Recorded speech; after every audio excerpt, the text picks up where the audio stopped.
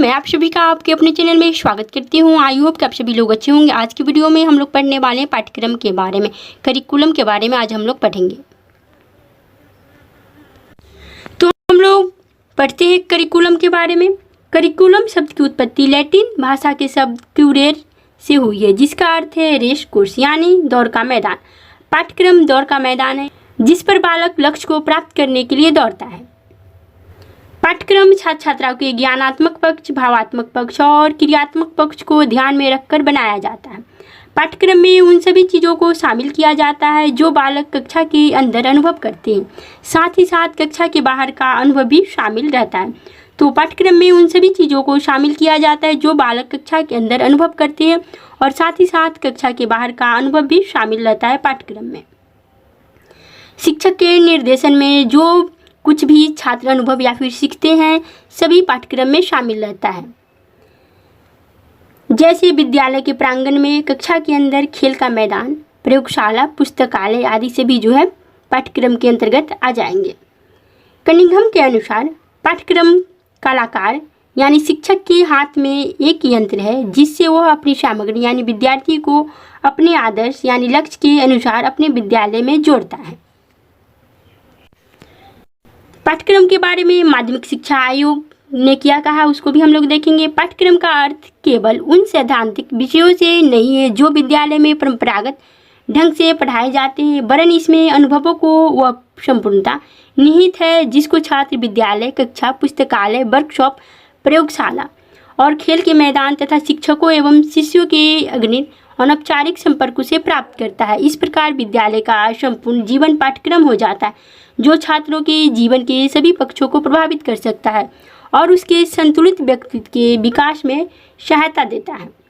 Munro के अनुसार हम लोग देखेंगे तो पाठ्यक्रम में वे समस्त अनुभव निहित है जिनको विद्यालय द्वारा शिक्षा के उद्देश्यों की प्राप्ति के लिए उपयोग में लिया जाता है। वहीं फ्रोबेल के अनुसार पाठ्यक्रम को मानव जाति के संपूर्ण ज्ञान तथा अनुभव को सार समझना चाहिए। शिक्षा आयोग के अनुसार विद्यालय पाठ्यक्रम अधिगम अनुभव की वह समग्रता है जो विद्यालयों द्वारा बच्चों को विद्यालय में या उसके बाहर की बहुमुखी क्रियाओं द्वारा प्रदान की जाती है। वे समस्त क्रिया विद्यालय के निरीक्षण में संचालित की जाती है। अब हम लोग देखेंगे पाठ्यक्रम की आवश्यकता क्यों पड़ी, पाठ्यक्रम बनाने की आवश्यकता क्यों पड़ी। तो ज्ञान प्राप्ति के लिए पाठ्यक्रम बनाने की आवश्यकता पड़ी, शिक्षा के उद्देश्यों की प्राप्ति के लिए, शिक्षा की प्रक्रिया व्यवस्थित करने में सहायता के लिए पाठ्यक्रम की आवश्यकता पड़ी, मनोवैज्ञानिक आवश्यकताओं की पूर्ति में सहायता के लिए, समय व श्रम में सहायकता के लिए, छात्रों का मूल्यांकन करने में सहायता के लिए जो है पाठ्यक्रम की आवश्यकता पड़ी, फिर शिक्षण विधियों के चयन में सहायता के लिए पाठ्यक्रम की आवश्यकता पड़ी। उसके बाद पाठ्यक्रम व्यक्तित्व के विकास में सहायता के लिए भी आवश्यकता पड़ी पाठ्यक्रम की। अब हम लोग पाठ्यक्रम का सिद्धांत देखेंगे। जीवन से संबंधित होने का सिद्धांत, एकता का सिद्धांत, उपयोगिता का सिद्धांत, बाल केंद्रिता का सिद्धांत और रुचि का सिद्धांत, शैक्षिक मूल्यों का सिद्धांत, व्यक्तित्व विभिन्नताओं का सिद्धांत और रचनात्मक कार्य का सिद्धांत। पाठ्यक्रम के प्रकार, टाइप्स ऑफ करिकुलम। विषय केंद्रित पाठ्यक्रम, इसमें जो है विषय को केंद्रित करके पाठ्यक्रम को बनाया गया। विषय केंद्रित पाठ्यक्रम का सूत्रपात जो है यूनान के विद्यालयों में हुआ। विषय केंद्रित पाठ्यक्रम में जो है विषय को ध्यान में रखकर पाठ्यक्रम का निर्माण किया गया। शास्त्रीय पाठ्यक्रम जो है शिक्षा के प्रति परंपरागत दृष्टिकोण रखता है। यह प्राचीन पद्धति है। इसका विकास जो है यूनान और भारत में हुआ शास्त्रीय पाठ्यक्रम का। शास्त्रीय उपागम में जो है शास्त्रीय पाठ्यक्रम में जो है भाषा, दर्शन, ज्योतिष शास्त्र,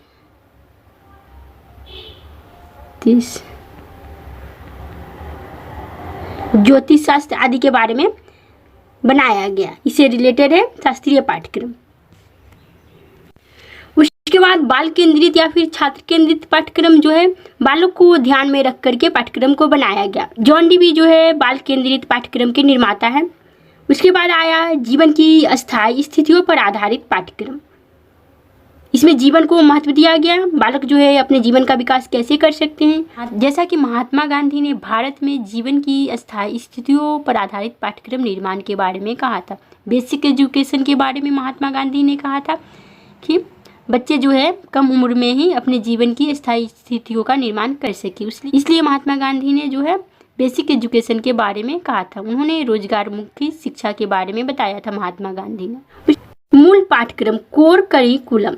कोर पाठ्यक्रम में छात्र अपनी क्षमता रुचि के अनुसार विषयों का जो है चुनाव करते। कोर पाठ्यक्रम अमेरिका की देन है। कोर पाठ्यक्रम जो है अमेरिका की देन है। इसमें जो है कुछ सब्जेक्ट ऐसे रहते हैं जो अनिवार्य रहते हैं और कुछ सब्जेक्ट ऐच्छिक रहते हैं। तो अनिवार्य सब्जेक्ट बालक को पढ़ने के लिए आवश्यक होता है। हम लोग भी पढ़ते हैं 10th बोर्ड के बाद, 10th के बाद 11th 12th से हम लोग सब्जेक्ट का चुनाव करते हैं।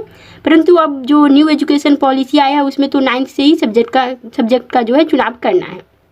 तो कोर पाठ्यक्रम अमेरिका की देन है।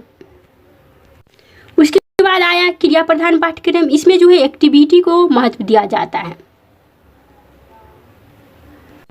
अब हम लोग इसको फिर से रिवीजन भी कर लेते हैं एक बार। पाठ्यक्रम करिकुलम शब्द की उत्पत्ति लैटिन भाषा के शब्द क्यूरेर से हुई है, जिसका अर्थ है रेस कोर्स यानी दौड़ का मैदान। पाठ्यक्रम दौड़ का मैदान है जिस पर बालक लक्ष्य को प्राप्त करने के लिए दौड़ता है। पाठ्यक्रम छात्र छात्राओं के ज्ञानात्मक पक्ष, भावात्मक पक्ष और क्रियात्मक पक्ष को ध्यान में रखकर बनाया जाता है। पाठ्यक्रम में उन सभी चीज़ों को शामिल किया जाता है जो बालक कक्षा के अंदर अनुभव करते हैं, साथ ही साथ कक्षा के बाहर का अनुभव भी शामिल रहता है।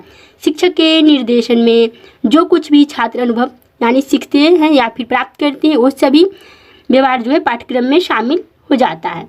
जैसे स्कूल से कुछ होमवर्क मिला तो वो भी जो है पाठ्यक्रम के अंतर्गत आ जाएगा।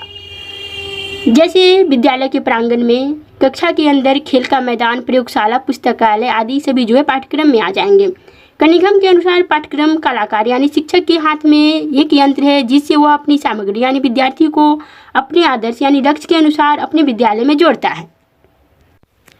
माध्यमिक शिक्षा आयोग के अनुसार पाठ्यक्रम का अर्थ केवल उन सैद्धांतिक विषयों से नहीं है जो विद्यालय में परंपरागत ढंग से पढ़ाए जाते हैं, वरन इसमें अनुभवों को वह संपूर्णता निहित है जिसको छात्र विद्यालय, कक्षा, पुस्तकालय, वर्कशॉप, प्रयोगशाला और खेल के मैदान तथा शिक्षकों एवं शिष्यों के अगणित अनौपचारिक संपर्कों से प्राप्त करता है। इस प्रकार विद्यालय का संपूर्ण जीवन पाठ्यक्रम हो जाता है जो छात्रों के जीवन के सभी पक्षों को प्रभावित कर सकता है और उनके संतुलित व्यक्तित्व के विकास में सहायता देता है।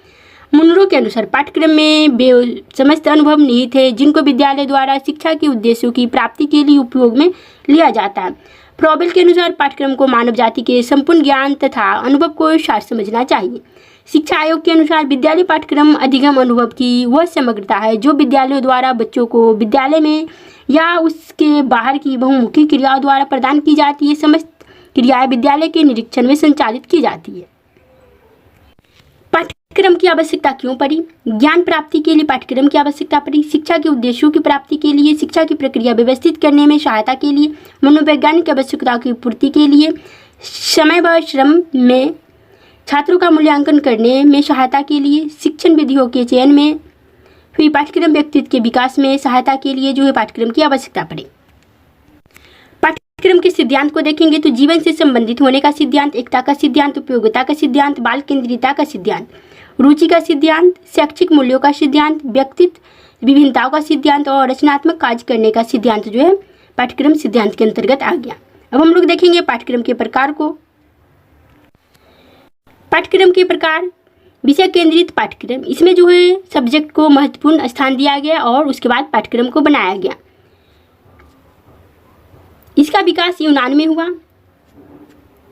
विषय केंद्रित पाठ्यक्रम जो है यूनान के विद्यालयों में पहली बार प्रयोग किया गया। उसके बाद शास्त्रीय पाठ्यक्रम, इसका विकास यूनान और भारत में हुआ। शास्त्रीय पाठ्यक्रम का विकास।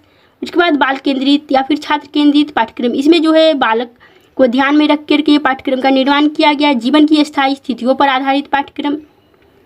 उसके बाद आया मूल पाठ्यक्रम या फिर कोर करिकुलम। इसमें जो है कोर पाठ्यक्रम में छात्र अपनी क्षमता रुचि के अनुसार विषयों का चुनाव करते हैं, जैसा अभी हम लोग 10th के बाद भी चुनाव करते हैं, परंतु अब न्यू एजुकेशन पॉलिसी के अनुसार 9th से ही सब्जेक्ट का जो है चुनाव करना है। कोर पाठ्यक्रम अमेरिका की देन है।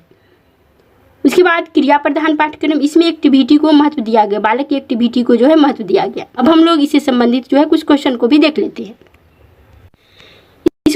कहा जा रहा है कोर पाठ्यक्रम में छात्र अपनी क्षमता अनुसार डैश का चुनाव करते हैं।